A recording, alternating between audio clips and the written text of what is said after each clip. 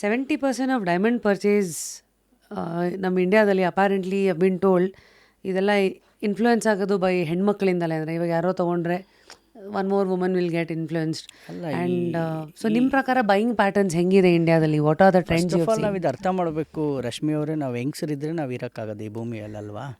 ಈ ಜ್ಯುವೆಲ್ಲರಿ ಮಾತ್ರ ನಾವು ಮಾಡೋದೇ ಅವ್ರಿಗೋಸ್ಕರ, ಕರೆಕ್ಟಾ?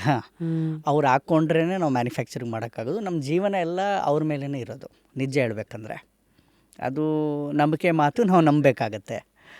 ಇನ್ನೊಂದು ಪ್ಯಾಟ್ರನ್ ಹೆಂಗಿದೆ ಅಂದರೆ, ಹಿಂಗೆ ನಮ್ಮ ಸೌತ್ ಇಂಡಿಯಾ ಲೆಕ್ಕಾಚಾರ ನಾನು ಹಾಕಿದ್ರೆ ನಾವು ಒಂದು 1100 ಟನ್ ಅಷ್ಟು ನಾವು ಇಂಡಿಯಾಗೆ ಟೋಟಲ್ ನಮ್ಮದು ಸೇಲ್ ಕನ್ಸಪ್ಷನ್ ಇದೆ.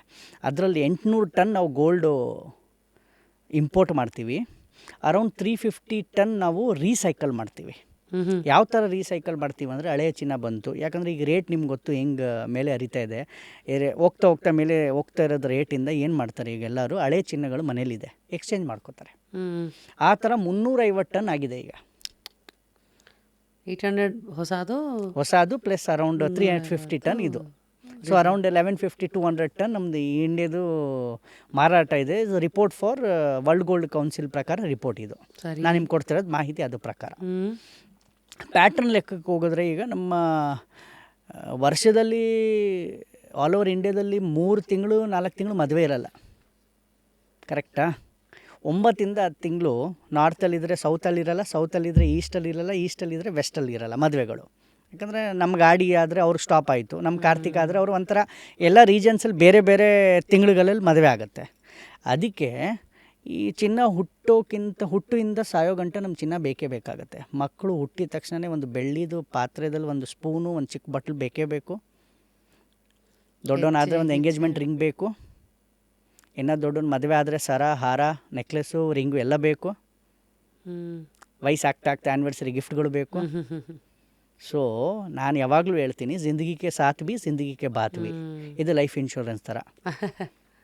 ಹುಟ್ಟಿಂದ ಸಾಯೋ ತನಕ ನಮ್ಮ ಚಿನ್ನ ಬೇಕೇ ಬೇಕು. ಆಮೇಲೂ ಅದು ಇನ್ವೆಸ್ಟ್ಮೆಂಟ್ ಆಗತ್ತಲ್ಲ. ಖಂಡಿತ ಅದು ಇನ್ವೆಸ್ಟ್ಮೆಂಟೇ ಅಲ್ಲ ರಶ್ಮಿ ಅವರೇ. ಇವತ್ತು ನೋಡಿ ನೀವು, ಹೋದ ದಿವಾಲಿಗೂ ಈ ದಿವಾಲಿಗೂ 60% ಚಿನ್ನ ಜಾಸ್ತಿ ಆಗಿದೆ. ಎಷ್ಟು? ಒಂದೇ ವರ್ಷದಲ್ಲಿ. ಅದಕ್ಕಿಂತ ಜಾಸ್ತಿ ನಿಮಗೆ ಯಾವ ಬ್ಯಾಂಕ್ FD ಕೊಡುತ್ತೆ, ಯಾವ ಪ್ರಾಪರ್ಟಿ ಡಬಲ್ ಕೊಡುತ್ತೆ? ಅದು ಇನ್ಸ್ಟೆಂಟ್ ಕ್ಯಾಶು. ತೊಗೊಂಡೋಗಿ ಮಾರಿ ಈಗ ದುಡ್ಡು ಕೊಡುತ್ತೆ. ಯಾರೂ ಮಾರಲ್ಲ, ಅದು ಬೇರೆ ಪ್ರಶ್ನೆ ಎಲ್ಲ. ಇನ್ವೆಸ್ಟ್ಮೆಂಟಿಗೆ ತೊಗೊಂಡಿದ್ದಾರೆ.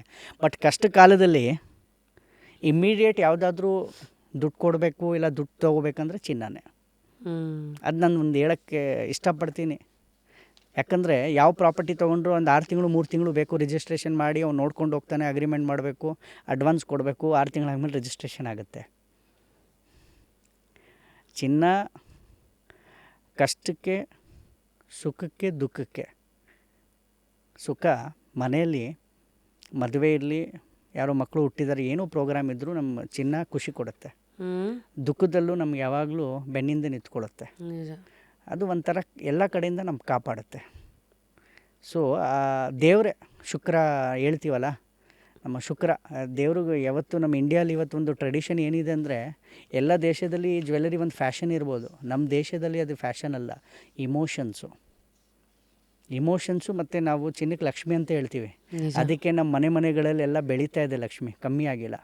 25,000 ಟನ್ನಿಂದ 28,000 ಟನ್ನು ನಮ್ಮ ಇಂಡಿಯಾಲಿ ಚಿನ್ನ ಇದೆ ಮನೆಗಳಲ್ಲಿ ಸೇರಿ. As per world gold council survey 25,000 ಇಂದ 28,000 ಟನ್ನು ಮನೆಗಳಲ್ಲೂ ಮತ್ತು ದೇವಸ್ಥಾನದಲ್ಲಿ ಸೇರಿ. ಒಂದು ದೇವಸ್ಥಾನದಲ್ಲಿ ಅರೌಂಡ್ 3,500 ಟನ್ ಇರ್ಬೋದು ಅರೌಂಡು. ಮಿಕ್ಕಿದ ಒಂದು 25,000-24,000 ಟನ್ನು ನಮ್ಮ ಮನೆಗಳಲ್ಲಿದೆ. ವಾವ್.